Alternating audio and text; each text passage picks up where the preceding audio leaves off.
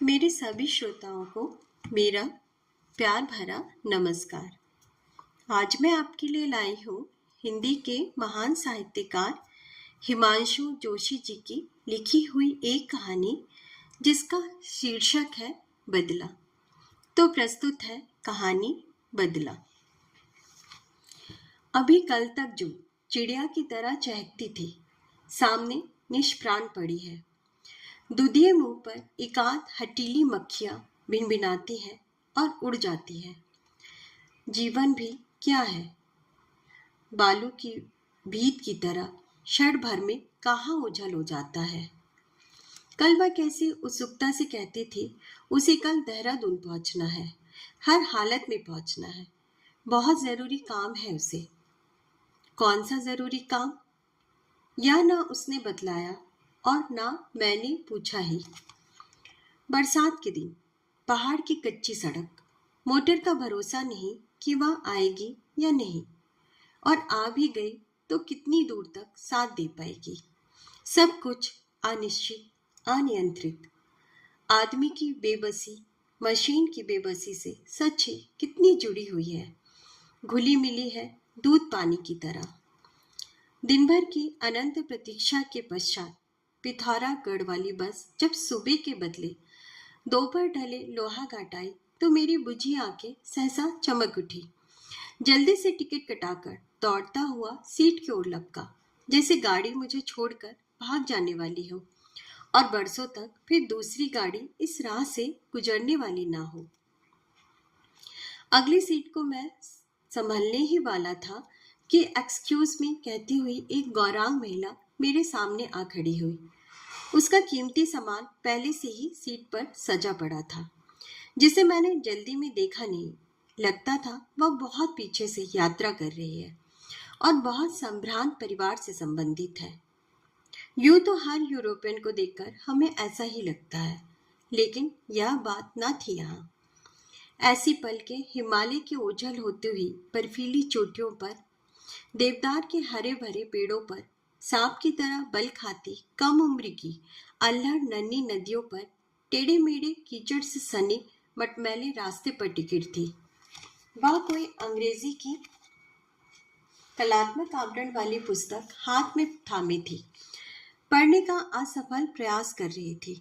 उसकी धुंधली आंखें बार बार किताब पर झुकती, बार बार हट जाती।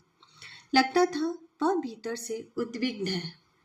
अंतर की अनिश्चितता रह रहकर उसकी आंखों की राह बाहर की ओर झांक रही है।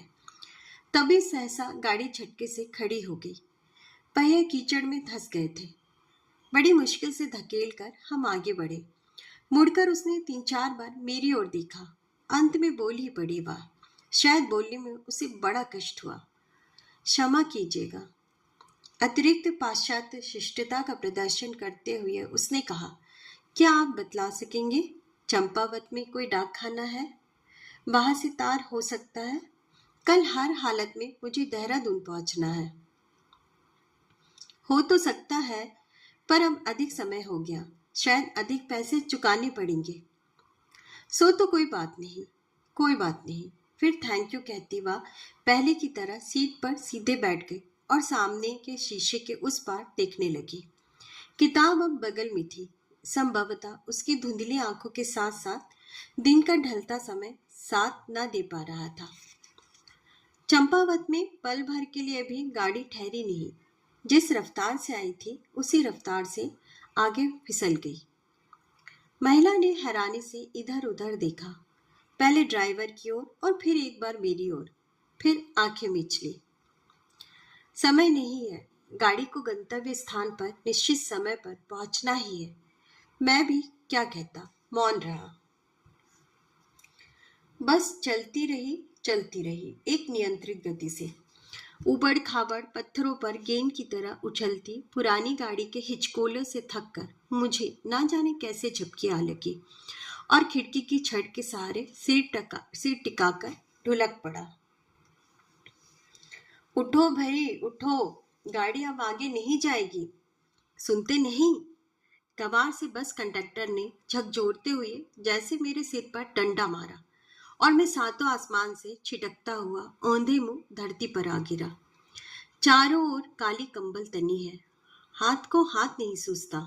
एक बड़ी सी चट्टान फिसलकर सड़क पर रूठी बैठी है। बहुत से मजदूर जुटे हैं, पर वह इतनी ढीठ है कि हिलने तक का नाम नहीं लेती। और वह महिला कुछ परेशान सी चुपचाप बाहर टहल रही है। बहुत सी आंखें उस पर टिकी हैं, शायद इसलिए कि वह अंग्रेज है, शायद इसलिए कि वह अंग्रेज होने के कारण अधिक विशिष्ट है, शायद इसलिए वह भी किसी से बोल नहीं पा रही है। किसी से बोलना उसे शोभा भी कैसे देता। अधनंगे काले कलूटे मजदूर, साधारण सी कुली कबाड़ी, और कहाँ वह विशुद्ध यूरोपीय रक्त। मुझसे भी पहले उसने कोई बात न की। एक बार उपेक्षा से देखा, फिर निगाहें हटा ली। लेकिन जब रात घिरने लगी, लोग छटने लगे, तो उसने फिर मुझे टटोला। क्या आसपास कोई डाक बंगला नहीं? मुझे लगता है होना चाहिए। शायद बहुत बरस पहले मैं एक बार अपने पति के साथ यहाँ आई थी। आधी मील की दूरी पर है, सड़क के उस पार। लापरवाही से इतना कहकर मैं चलने लगा, पर वह भी पीछे पीछे अपने कुली के साथ होली। बोली कुछ भी नहीं। मैं भी अपने में उलझा था।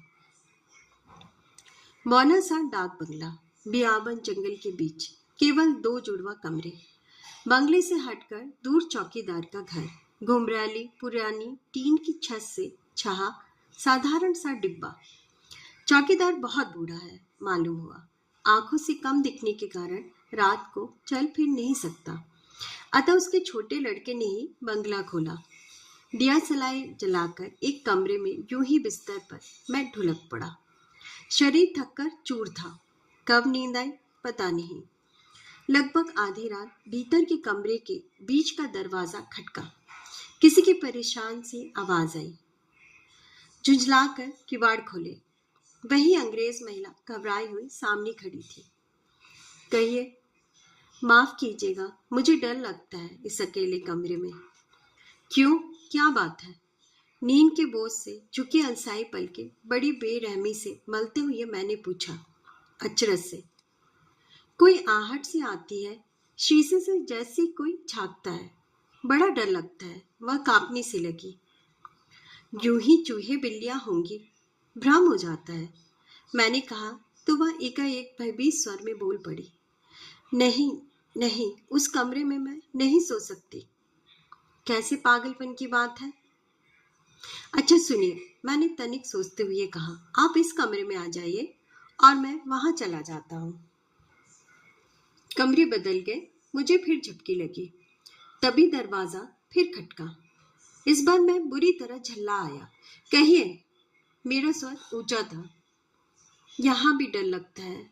स्वर कमकपी लिए हुए था। मुझे तो नहीं लगता, मैं तो कुछ नहीं सुनता। महज भ्रम है मैडम। आराम से सो जाइए और मुझे भी सोने दीजिए। मैं बीच का दरवाजा बंद करने ही वाला था कि उसने हथेली बीच में रख दी। नहीं, मुझे डर लगता है। मैंने साफ देखा है, कोई सामने के देवदार के पेड़ से उतरकर बार बार अंदर झांकता है। और मैडम, आप क्या चाहती हैं? हताश होकर मैंने कहा, मैं लगातार पिछले 3 दिन से सफर कर रहा हूँ। सोया नहीं हूँ, बीमार हूँ। भगवान के लिए मुझ पर रहम कीजिए। वह क्षण भर चुप रही। बोली, अकेले मैं नहीं सो सकती। तो जागती रहो। कहकर मैंने अपने कमरे का दरवाजा बंद कर दिया और आंखें मूंदकर सो गया। थोड़ी देर के सन्नाटे के बाद फिर वही खटखट लगातार। भगवान के लिए आप थोड़ी सी जगह दे दीजिए, मेरा दम घुटा जा रहा है। मैं ना चाहते हुए भी दरवाजा खोलता हूँ। कोई इस बात कुछ बोलता नहीं, पर वह चुपचाप अपना बिस्तर फैलाकर फर्श पर ही ढुलक पड़ी। उसका अभिजात अहम अब ना मालूम अब कहाँ चला गया था। अब वह घुटने से टोड़ी मिलाए निश्चिंत सो रही थी, खर्राटे भर रही थी, पर अब मुझे नींद नहीं आ रही थी। घंटे भर तक यूं ही आंखें खोले पड़ा रहा। घड़ी की ओर देखा, 3 बजने को है। मेरी आंखें दर्द से फटी जा रही हैं, जैसे गरम मसाले का हाथ गलती से छू गया हो। अपना बिस्तर समेटकर चुपचाप मैं दबे पांव फिर अपने कमरे में चला गया। भीतर से कुंडा लगाकर निश्चिंत भाव से सो गया। सुबह देखता हूँ बूढ़ा चौकीदार झुकी कमर पर हाथ धरे सामने खड़ा है। घबराया सा कह रहा है, बाबू साहब, अंधेर हो गया। क्या क्या? अंग्रेजी मीम मर गई। कैसे? मेरा मुंह खुला का खुला रह जाता है। पता नहीं, कोई घाव निशान कहीं नहीं है। यूं ही बिस्तर पर मरी पड़ी है। खिड़कियां खुली हैं, सब दरवाजे खुले हैं। अचकचाता हुआ जाता हूँ। महिला निष्प्राण पड़ी है। खिड़कियां खुली हैं, दरवाजे खुले हैं। गौर से देखता हूँ, फर्श पर नंगे बेडौल पांवों के निशान हैं।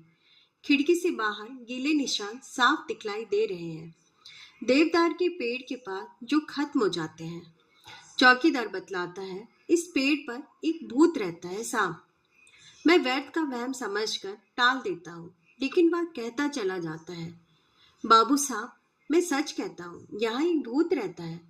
बहुत बरस पहले जब गोरों का राज था, यहाँ हैरिसन नाम का एक डिप्टी कमिश्नर गोरा सा शिकार खेलने आया था। एक बार वह बड़ा झक्की सनकी पागल किस्म का आदमी था। कोड़ों से मजदूर कुलियों को बिना बात पीटता था और फिर जोर जोर से हंसता था। एक दिन शिकार खेलने से वह रीता लौट रहा था, इसलिए बेहद झुंझलाया था। तभी दूर रास्ते पर आया हुआ एक बूढ़ा आदमी उसे दिखलाई दिया। उसे ना जाने क्या सनक सवार हुई, उसने गोली दाग दी। बाद में होश आया तो घबराया। उस मरे आदमी को उसने उस सामने के देवदार के पेड़ पर लटका दिया और कह दिया उसने आत्महत्या कर ली है। 2-3 दिन तक लाश टंगी रही। रात को भरी चांदनी में वह अंग्रेज और उसकी डायन पत्नी उस पर गोली के निशाने साधा करते थे। जब तक लाश छलनी ना हो गई, उन्होंने छोड़ा नहीं। ऐसे नर पिशाच थे वे। कुछ पल चुप वह मेरे चेहरे की ओर देखता रहा, फिर विश्वास दिलाता हुआ बोला, यह सब मैंने अपनी आंखों से देखा है बाबू साहब। मैं सच कह रहा हूँ। उस पेड़ पर लटकता मुर्दा हर रोज रात को दिखता है। खिड़की के शीशों से झांकता है और ओझल हो जाता है। उसकी मूर्खता भरी बातों में भला कौन विश्वास करने लगा। मैं यूं ही हंसकर टाल देता हूँ। बाद में लोग आते हैं, उस दिवंगता का सामान टटोलते हैं। बहुत से सामान के बीच कुछ कागजात मिलते हैं, कुछ चिट्ठियां जिनमें लिखा रहता है, मिसेस हैरिसन। मुझे यह सब एक अजीब सपना सा लगता है। चौकीदार को बुलाकर मैं कहता हूँ, अच्छा, आज रात को हम यहीं रुकेंगे और उसे देखेंगे। पेड़ पर वह दिखता है ना? तहकीकात के लिए आया पटवारी भी यही कहता है। मैंने देखा, उसके चेहरे का रंग धुंधला पड़ गया। फिर भी वह गंभीरता से बोला, हाँ, देखिएगा रात को, अगर ना दिखलाई दे तो। आधी रात को जागता हूँ, देखता हूँ सच्ची पेड़ पर रस्सी के सहारे एक शव लटक रहा है और निकट जाता हूँ। आश्चर्य का ठिकाना नहीं रहता। वह तो वही बूढ़ा चौकीदार है जिसके कपड़ों में एक कागज मिलता है। टेढ़े मेढ़े अक्षरों में लिखा रहता है, मैं जानबूझकर आत्महत्या कर रहा हूँ, चैन से मर रहा हूँ। आखिर इतने वर्षों बाद, मरने से पहले अंत में मैंने अपने बूढ़े बाप की हत्या का बदला चुका ही लिया। आप सबका कहानी सुनने के लिए बहुत बहुत धन्यवाद।